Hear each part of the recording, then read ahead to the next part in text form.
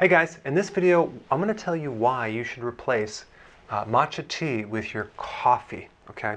Matcha tea is a super concentrated green tea beverage, and they use the entire leaf, they grind it up, so it would be the equivalent of consuming 10 cups of green tea, but with only half the caffeine of black coffee, and like 31 milligrams. And that would, like some coffee has like 300 milligrams, so it's pretty low. And plus it has something called L-theanine, which is an amino acid that's very calming.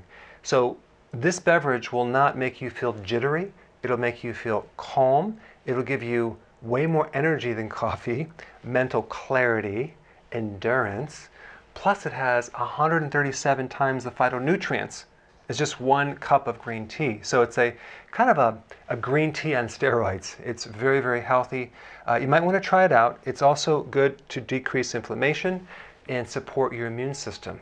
And one more point, when you come off coffee, a lot of times people get headaches and they have withdrawal symptoms. Well, if you transition to matcha tea with the amount of caffeine, you really won't have any of those side effects at all.